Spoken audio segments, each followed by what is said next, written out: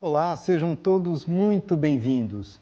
Eu sou o Marco Marzola e você está em mais um Papo de Terapeuta. Hoje eu trouxe alguém muito especial. Vamos conhecer a Devi. Por favor, se apresente. Olá pessoal, tudo bom? Então eu me chamo Devi e eu atendo com um método indiano de quiropraxia, que é um método que deriva do Ayurveda, o sistema de saúde indiano. Atuo também com yoga, meditação e com cantar de mantras.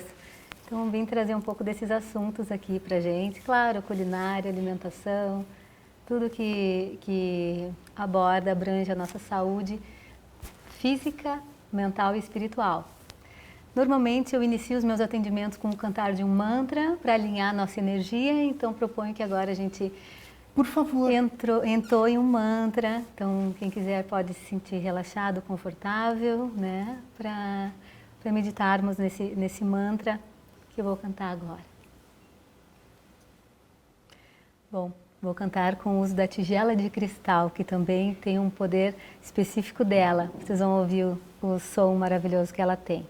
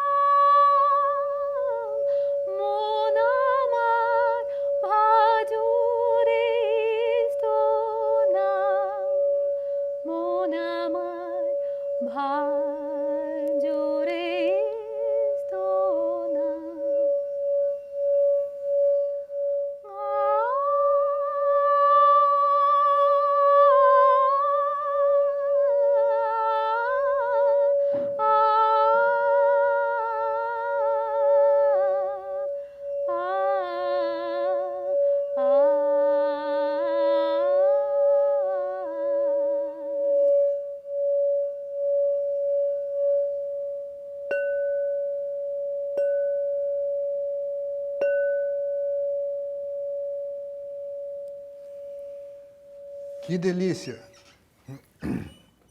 Sim, a tigela realmente tem um som muito especial, né? Tem. É muito bom ouvir, não só agradável aos ouvidos, mas ele é muito agradável aos sentidos. Eu senti uma paz, eu senti uma harmonia, uma transformação, brota uma tranquilidade, uma felicidade. Sim, a tigela de cristal e os mantras também, eles têm a capacidade de equilibrar, de nos fazer a nossa mente vibrar em uma frequência mais elevada, mais pacífica, porque a nossa mente, ela flui também na forma de ondas, né? Quanto mais agitada está a nossa mente, mais o comprimento de ondas é irregular. E Podemos relacionar exatamente com um eletroencefalograma? Sim. Né? Então, quanto mais tranquila é a nossa mente, maior é o comprimento de onda. E menor a amplitude. Exatamente. Então, a ideia é justamente essa. Os grandes yogis místicos, eles têm uma mente, né, que muito dificilmente a gente consegue realmente zerar essa influência dessas ondas mentais, até porque somos humanos, né? E a nossa mente, ela foi feita para pensar e ter essa atividade mental. Não ela foi feita para ser assim. É claro que daí o uso de estimulantes diários, falta de sono, uma vida muito corrida, tende a agitar essa mente e deixar os pensamentos ainda muito mais agitados do que eles poderiam ser. Não só os estímulos que nós temos, mas também a própria vida em sociedade, as próprias necessidades da atualidade faz com que nós tenhamos muitos altos e baixos, muitas coisas que nos deixam agitados demais, ansiosos. Exatamente. E logo contraturados, porque quando a gente fala em uma mente muito estressada e muito agitada, a gente também fala em níveis mais elevados de cortisol e logo contraturas musculares e logo dores, né? Então, dentro da minha área de atuação, né, falando especificamente de quiropraxia, muitas vezes os pacientes chegam se queixando de dores, né? E muito dessas dores estão associadas a esse ritmo excessivo de vida, uma mente muito estressada e muito ansiosa, que acaba levando a um corpo também mais tensionado, enrijecido, daí dores articulares, e dores de cabeça, daí tem pensamentos de nervos, enfim. Então, quanto mais tranquila está a nossa mente, maior o relaxamento dos nossos músculos e menor a tendência de termos dores também. Olha como uma coisa está associada à outra. Sim, e me explique agora. Os músculos relaxados aliviam as dores, mas nós não precisamos ter os músculos tonificados para manter a postura, para salvaguardar, por exemplo, a coluna? Claro, tem que estar tonificados. Isso também é um trabalho que a gente faz dentro do yoga, inclusive o Ayurveda, né, que é um campo de atuação muito importante meu. Então, eu sempre alio nas minhas consultas a quiropraxia, que são as manipulações articulares, com esse conhecimento, né, do yoga e do Ayurveda, falam da importância de nós fazermos fortalecimento muscular diário. Então, é indicado pelo Ayurveda prática de atividade física diária, inclusive, 20 a 30 minutos. Não precisa ficar 1 hora, 2 lá bombando na academia, mas exercícios de alongamento e de fortalecimento muscular, como o que o yoga, porque o yoga não é só meditar ou meros alongamentos, a gente faz um reforço muscular também e tonifica essa musculatura, bem como, claro, com uma alimentação que vai nutrir o tecido muscular, né? Uma alimentação adequada. Por exemplo, consumo de carne. Carne é músculo. Músculo, ele nutre músculo dentro do nosso corpo. Agora, as carnes, sobretudo as que nós temos no mercado atualmente, elas são de muito má qualidade, devido à vida dos animais, a alimentação que eles têm, os insumos que lhes são dados. Então, a tendência é que esse alimento, essa carne, ela promova tecidos também problemáticos, com maior tendência a ter rupturas dos tecidos, né, das fibras musculares, cistos. Então, o tipo de alimentação, o modo como a gente vai nutrir os nossos tecidos internos também vai determinar a qualidade, né, a tonicidade e a saúde de cada um desses tecidos. E eu, por exemplo, tenho dores na cervical, nos ombros. A minha coluna lombar até que não dói muito. A torácica eu costumo ter bastante dores. E eu não como carne. Eu tenho uma dieta que não é a melhor possível para um vegetariano, mas o que poderia então suprir a carne animal, Excelente. Que é o principal alimento para o músculo? Então, como é que nós nutrimos esse tecido muscular? A gente vai estar utilizando, então, as proteínas de fonte vegetal, né? Que nós vegetarianos, eu também me incluo nesse time, né? A gente consome 3 a 4 porções de proteína diariamente de fonte vegetal e elas são muito mais efetivas e de melhor qualidade para construir um músculo de qualidade no nosso organismo. Agora, o que a gente tem que entender? Quando nós estamos falando de dor e enrijecimento, aí entra o que nós dentro da Ayurveda, e a gente não vai poder estender esse assunto que é super interessante, mas entramos no que nós chamamos de agravação do Vata. Então, tudo que é dor no organismo implica um excesso, digamos, da função de movimento do organismo, que é o nosso Vata, digamos, o nosso ar, que ele cumpre a função, né, fisiológica dos movimentos do corpo. Tá? Então, existem diversas formas de equilibrar esse Vata que está em desequilíbrio, ocasionando também esse desconforto. Uma questão, por exemplo, que equilibra Vata, meditação. Porque o Vata ele reside na mente. Então, com uma mente mais pacífica, a tendência é que o Vata fique mais equilibrado. Vai fazer um relaxamento. Exatamente. Por outro lado, esse Vata, ele também reside nos ossos e no intestino grosso.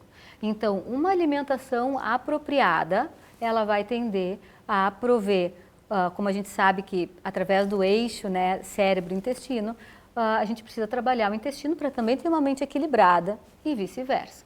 Então a gente trabalha uma boa alimentação, porque só ser vegetariano não é sinônimo de saúde. Ser vegetariano e comer só fast food, por exemplo, não vai indicar saúde, ou só produtos industrializados, né? Ou que tipo de alimentação, a depender do biotipo da pessoa, ela vai dever consumir certos alimentos e menos de outros, por exemplo, né? E além disso existem, claro, questões assim, eu passo o dia inteiro sentado.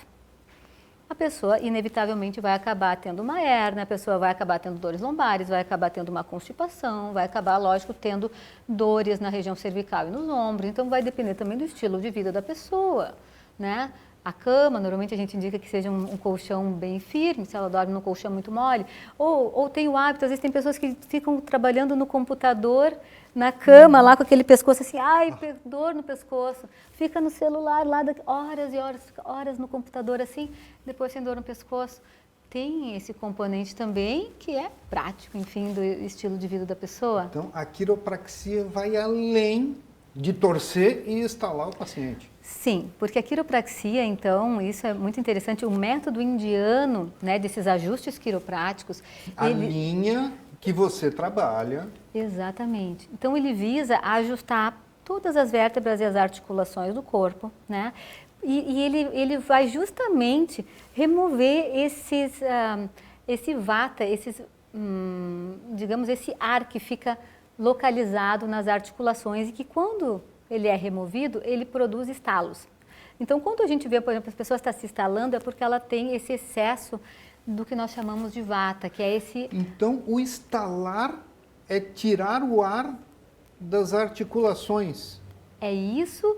É, claro que, assim, para nós aqui do Ocidente, pode parecer um pouco estranho pensar desse jeito, mas isso faz todo sentido, né? É assim que o meu mestre explica, que são microgases que se localizam nas articulações. Sim, porque muita gente acha que é porque a articulação está deslocada, fora de lugar. Existe isso também. Mas existe não isso é... também, através de traumas, através de uma postura, ela também pode... Mas quedas. Não é o normal, não é o corriqueiro. Porque... Esses pequenos estalos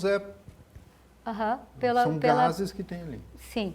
Também, claro que vai havendo o que nós chamamos, né, de osteofitose, que é a pequena calcificação que vai havendo entre as vértebras e as articulações, a redução do líquido sinovial, que é o lubrificante. Que é o lubrificante entre as articulações, redução dos discos intervertebrais também, pelo processo de achatamento das vértebras, em função também do estilo de vida. E isso é uma bênção dentro do Ayurveda, que é como nós conseguimos, com esse conhecimento, nutrir esses tecidos.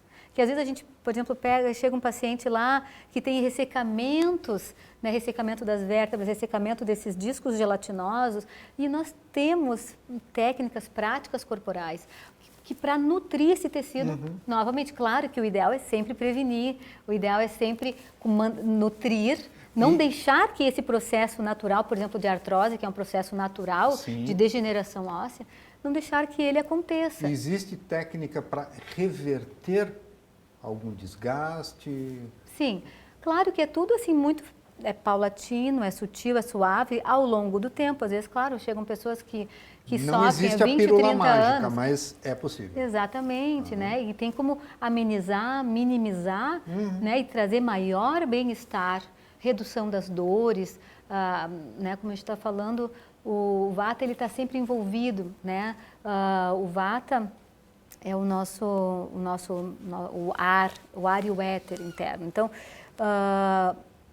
equilibrando a nossa mente, a gente consegue ter um efeito analgésico natural, muito interessante.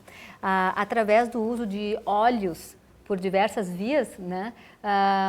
Nós também conseguimos ter amenizar as dores de forma muito efetiva, E às vezes, assim, até muito rápidas, sabe? Nós temos casos, às vezes, surpreendentes de pacientes que não se movem e a gente consegue, claro, às vezes a pessoa não consegue se mexer, a gente vai lá, faz os ajustes, crec, crec, crec, a pessoa sente aquele alívio, consegue levantar. Então, a quiropraxia, nesse sentido, ela ajuda muito, né? Mas eu sempre tendo a orientar meus pacientes que façam as duas vias, façam as práticas corporais, externas, inclusive as massagens, que são muito benéficas, mas que façam também os processos de autocuidado, eventualmente usando fitoterápicos que vão nutrir os tecidos necessários daquela pessoa, né? Para regular e equilibrar, né, os desequilíbrios que ela possa apresentar. Então, essas vias, tanto o externo, né, o sistêmico, o uso local e sempre tratar a questão da mente da pessoa. Porque pelo Ayurveda, o primeiro fator promotor de doenças, né, o causador de doenças, é a mente. Sim. Inclusive, já reconhecido pela própria Organização Mundial da Saúde e pelo nosso Ministério da Saúde. A quiropraxia, o ideal é fazer um tratamento. E aquela pessoa que quando está toda dura, travada, vai no quiroprata, estala, torce, sai de lá melhor e só vai pensar nisso novamente quando está travado. Isso tem alguma consequência com o passar do tempo ou só é algo paliativo? Isso, assim, nós temos todos os casos no consultório. Chegam aquelas pessoas que caem e que deslocam o membro, ou tem pessoas que chegam com um caso de hérnia e que com uma sessão, às vezes, a gente consegue realinhar aquela vértebra que estava deslocada, entende? Existe isso e a pessoa não sente mais dor. Uhum. Chega aquela pessoa que ronca e a gente faz o ajuste, né, da cartilagem nasal, a pessoa nunca mais ronca. Existem muitos desses casos aí também. Mas existem esses casos, como esses dias ainda eu atendi um caso de um filmmaker, inclusive, que trabalha 10 horas do dia em pé, filmando, empurrando um equipamento pesado. Uma pessoa que passa 10 horas em pé, que mal e mal tem tempo de comer, ela está fadada a ter desequilíbrios, né, em função disso. Então, claro que mas ele não precisa parar de trabalhar, mas ele vai ter que encontrar uma forma, que é fazer as pausas ao longo do dia. Então, aquela pessoa que fica muito tempo em pé, a cada 1 horinha ela tem que sentar uns minutinhos, gente. Aquela pessoa que fica muito tempo sentado, a cada 1 horinha ela tem que levantar. Às vezes eu sugiro para os pacientes que trabalham no computador, para ele conseguir arrumar, né, o setup dele ali, de forma que ele trabalhe um pouco sentado, mas que ele de repente trabalhe no laptop um pouco em pé, fica 1 horinha trabalhando em pé e vai alternando um pouco em pé, um pouco sentado. E aprender a fazer este setup ergonômico para que altura de mesa, posição de teclado, isso você auxilia também a pessoa a fazer? Sim, tem algumas coisas simples, né, que a gente tem que pensar. Por exemplo, assim, idealmente, se o nosso cotovelo está abaixo das mãos na hora da digitação, melhor.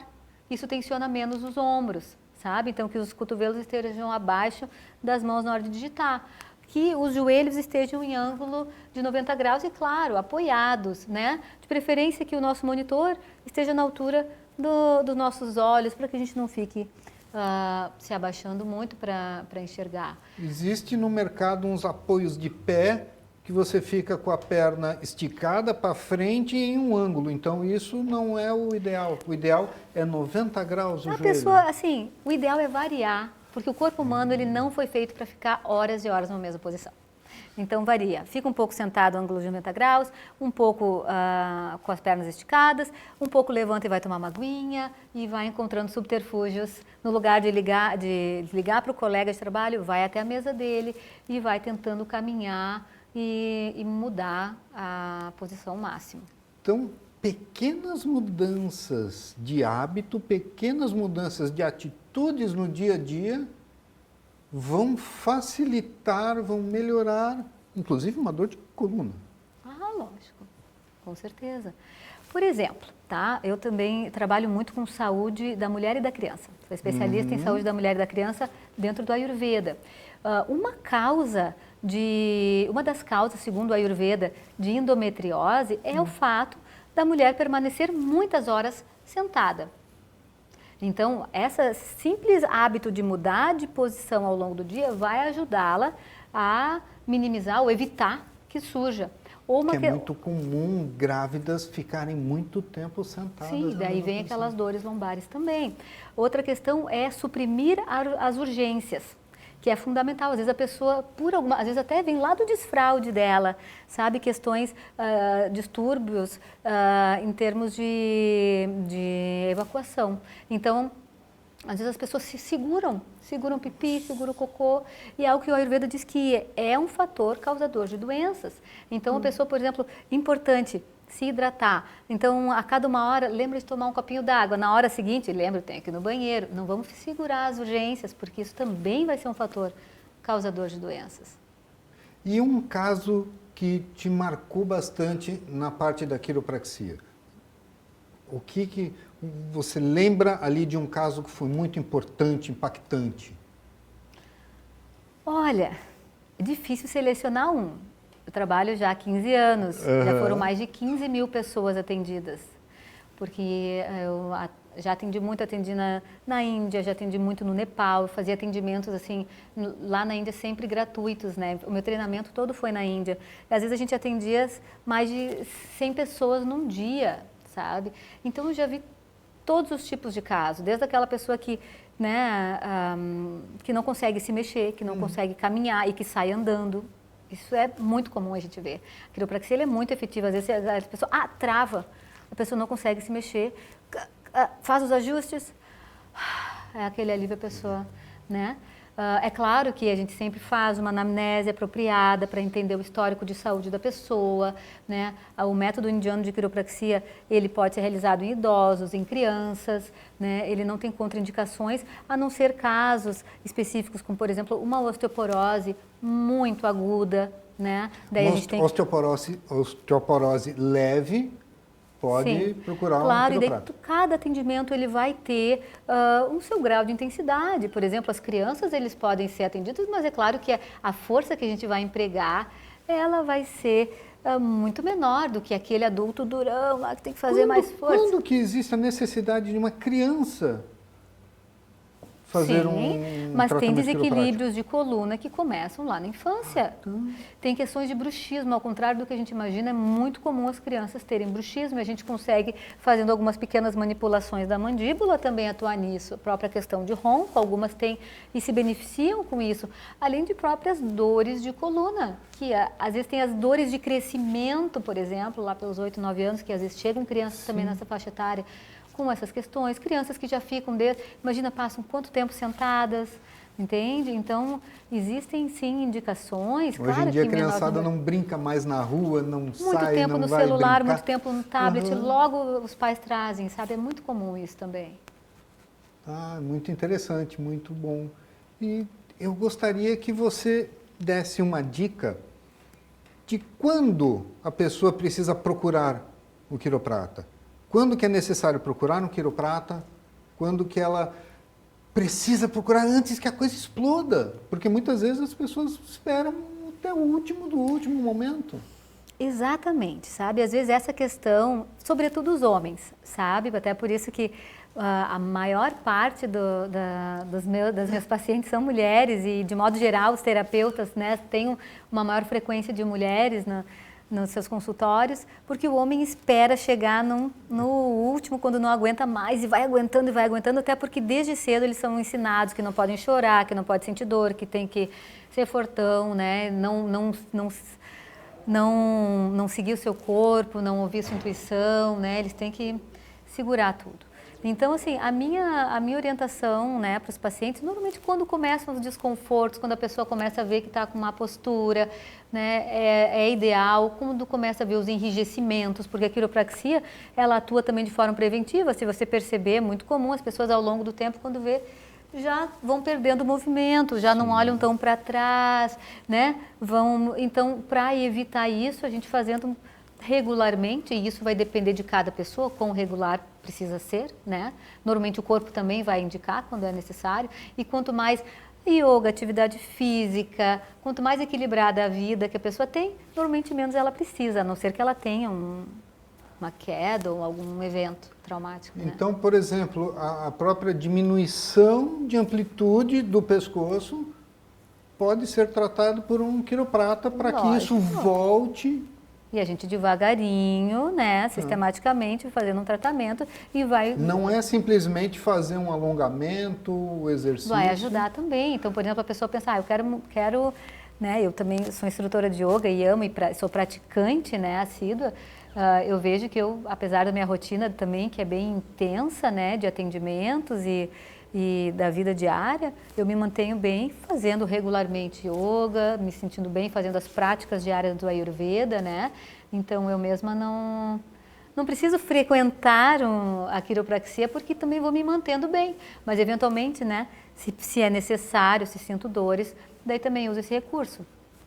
E um caso onde você precisou fazer intervenção quiroprática e uma intervenção alimentar, algo que pode estar ocorrendo com qualquer um hoje.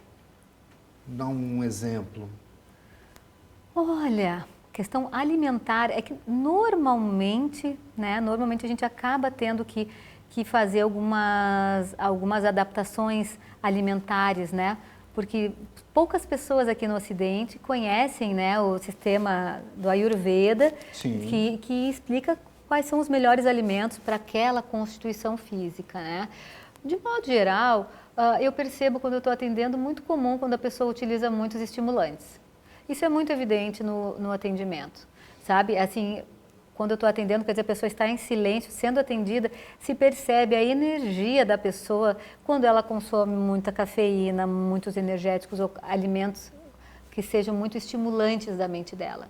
Porque se percebe essa energia muito agitada, numa musculatura que tende também a ser mais tensa em função do consumo deles. O uso comum de um energético, isso afeta muito a pessoa? Esses energéticos que nós temos hoje. Mas é claro, se a nossa mente já está agitada, por que a gente vai consumir algo que nos agita ainda mais? Para dar conta do dia a dia? Não, para dar conta a gente tem que se acalmar.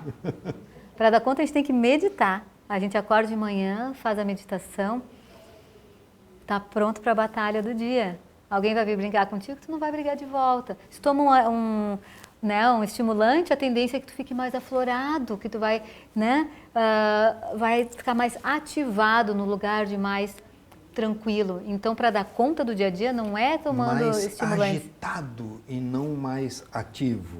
Isso, porque isso é que é o mais interessante, né? O Ayurveda recomenda que a gente acorde pelo menos no raiar do sol. E algumas linhas, alguns mestres vão orientar 45 minutos, ou até 1h30 antes, porque esse é o melhor horário para meditar, que a mente está mais tranquila, né? E a gente acordando às 4h30 da manhã, claro, tu precisa dormir lá pelas 9h30 da noite para conseguir dormir as tuas 8 horas, que é normalmente o que a gente precisa. Mas a gente passa o dia inteiro energizado. Ao contrário de uma pessoa que, eu durmo 8 horas, eu durmo à meia-noite, acordo às 8, passo o dia bocejando, tendo que tomar cafeína e energéticos para dar conta do dia. Importa o horário que a pessoa dorme e o horário que ela acorda. Preferencialmente acordar no raiar do sol, tendo dormido as horas necessárias, ela vai passar um dia muito mais energizado do que se ela dormir as mesmas 8 horas, das 2 às 10 da manhã, por exemplo. Não podemos esquecer que somos animais. Foi criado um ser humano neste planeta Terra que lá na nossa Constituição ia dormir quando escurecia. Perfeito. E acordava quando raiava o dia. Exatamente. E hoje nós ficamos muito tempo com luzes artificiais, com estímulos artificiais até altas horas da noite. Então o ciclo circadiano, aquele que vem lá da criação do animal, bicho, homem, isso entra em conflito. Isso ainda existe? Claro, porque pensa, gente, assim, isso é uma coisa muito importante para a Ayurveda, porque assim, o nosso corpo, ele ama rotina. Então ele ama acordar todo dia no mesmo horário, tomar café sempre no mesmo horário, né? Eu quero dizer, o desjejum, o almoço no mesmo horário. Meia hora antes, as enzimas digestivas começam a se preparar. Ai, que bom, daqui a meia hora a gente vai receber o alimento. Quando a gente recebe aquele alimento, o corpo já está pronto para fazer uma correta digestão daquele alimento. Quando começa o sol baixar, então quer dizer que a melatonina começa a aumentar, a adrenalina começa a reduzir e a gente começa a entrar num modo soninho, já se preparando para o sono, a gente dorme. 45 minutos antes do sol raiar, a adrenalina começa a aumentar, a melatonina começa a reduzir, para a gente já se preparar para acordar no raiar do sol. Isso quando o sistema está em equilíbrio. E a nossa digestão, ela acompanha o ciclo circadiano, acompanha o sol. Então, de manhã, quando a gente acorda, a nossa digestão está bem baixinha. A nossa capacidade de digerir está baixa. As enzimas digestivas estão reduzidas. Conforme o sol está a pino, a nossa capacidade digestiva melhora. Por isso que a nossa maior refeição deve ser ao meio-dia, onde nós temos maior variabilidade de grupos alimentares, né? Então, ao meio-dia, a gente tem maior capacidade de digerir os alimentos. Conforme o sol vai baixando, nossa capacidade de digestão vai reduzindo e a gente deve consumir alimentos mais leves, por isso que o Ayurveda vai indicar o consumo de sopas, caldos, purês, mais à noite, ou vegetais cozidos. Os alimentos mais pesados não vão ser bem digeridos se consumidos à noite e vão trazer daí diversos desequilíbrios para o nosso organismo. Aquele jantar pesado, pizza. Claro que assim... aquele churrascão às 11 horas da noite não faz muito bem, então. É claro que o que o Ayurveda diz assim, se você segue uma boa rotina regularmente e eventualmente você sai da rotina, o seu corpo dá conta. Então, quer dizer, você precisa parar de ir naquele encontro familiar e comer aquelas comidas típicas da família, que às vezes são pesadas? Não. Você precisa parar de socializar e nunca mais sair à noite? Não. Mas se você tiver uma vida regular, uma rotina estabelecida, quando você sair, eventualmente, isso não vai te fazer mal. Agora, se a sua rotina for não ter rotina e ter maus hábitos, isso sim vai te adoecer. Isso com o tempo vai gerar muitas e muitas coisas. Ah, muito interessante, muito bom. Estou conhecendo muita coisa aqui. E você gostaria de falar mais alguma coisa? Tem algo que você lembra que você acha importante para a gente? Sim, eu gostaria sim de enfatizar, né, os pilares da saúde. Então, mente tranquila, sono adequado, só 6 horas de sono por dia não são suficientes para a grande maioria das pessoas. Algumas talvez, mas isso vai trazendo prejuízos cognitivos ao longo do tempo, de memória e cansaço. Atividade física é fundamental, tanto para homens quanto para as mulheres, né, até para a correta produção e recepção hormonal, para prevenção de distúrbios e questão de menopausas e problemas, tanto menopausa e andropausa. Porque o homem também entra na sua andropausa. Então, para a correta produção desses hormônios, a atividade física é fundamental. E bem como, claro, para a saúde do sistema osteomuscular. Então, esses pilares, mente equilibrada, sono adequado, alimentação saudável, mínimo possível de industrializados, preferencialmente alimentos mais frescos, preparados em casa, se possível, e a gente tem alternativas também, mesmo quando a pessoa tem que comer fora, a gente também fala sobre isso, e atividade física. Esses 4 pilares são fundamentais. São extremamente importantes para a nossa saúde e bem-estar. Eu gostaria que você me dissesse um pouquinho, tá, como que a pessoa pode, em casa, fazer exercícios para se manter com as suas articulações em bom estado. Quais são as dicas para uma pessoa em casa se manter melhor? Algum exercício? O que ela pode fazer? Eu sempre puxo, né, para o yoga, né, porque é a minha área de atuação, enfim. A sugestão é que, assim, isso é uma questão bem importante, né, porque quando a gente fala em saúde mental, a gente está falando da saúde do corpo, porque ambos nutrem um ao outro, a saúde do corpo e a saúde da mente. Meu mestre de meditação, ele sempre fala que para a gente conseguir atingir níveis de consciência mais elevados, o nosso corpo ele tem que estar apto para atingir essa elevação espiritual e mental também. Então, um corpo todo sedentário e com dificuldade de locomoção e dores, tende a ter uma mente mais letárgica também. Então, é indicado que a gente faça, como eu falei, de repente 20 minutos diários de atividade física. E claro que dentro dessa filosofia a qual eu sigo, a gente sugere yoga. Então, sugeriria aprender alguns asanas, que são as posturas de yoga, que vão trabalhar inclusive as glândulas hormonais e que vão pacificar a mente, para que a pessoa possa, às vezes em casa mesmo, fazer algumas posturas e que são simples, adequadas a cada nível também que a pessoa tem, adequadas às dores que a pessoa possa manifestar, ou as limitações que cada um possa ter, para que consiga manter esse corpo saudável e, ao mesmo tempo, atuar sobre os chakras, que são que se manifestam no corpo físico como as glândulas hormonais. E os asanas têm essa potência, por isso que são exercícios, não são meros exercícios, eles atuam na mente. E dentro dessa filosofia, se explica que os chakras, eles são as subestações da mente. As camadas da mente, elas estão associadas aos chakras. A primeira camada da mente, que é a mais superficial, que está associada aos desejos, está associada ao primeiro chakra. Que é essa, basicamente... Cada linha de pensamento. Exatamente. Então, quando a gente consegue fazer asanas, que são as posturas de yoga, que vão equilibrar o fluxo energético de cada chakra e vão equilibrar a produção hormonal daquelas glândulas, a tendência é que a gente tenha saúde para o corpo físico e para a mente. Então, a minha sugestão em termos de exercício seria que a gente se aproximasse do mundo do yoga, aprendesse, né, a meditar e a fazer as posturas do yoga para assim se beneficiar em termos físicos e mentais e espirituais também. Que bom. Foi muito bom ter a Devi aqui e eu gostaria que nós encerrássemos com mais um mantra. Ótimo. Obrigada.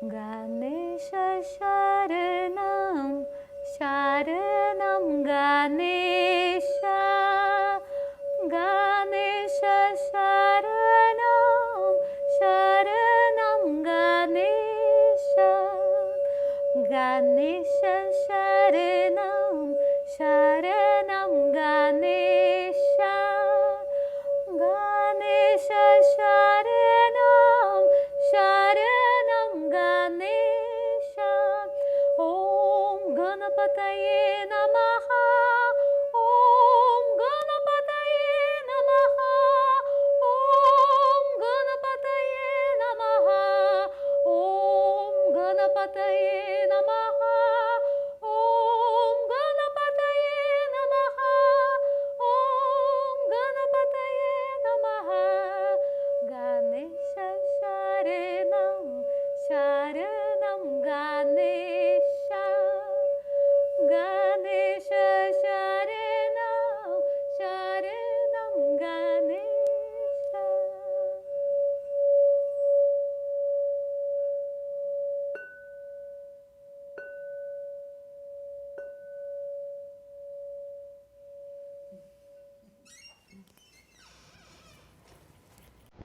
Muito obrigado.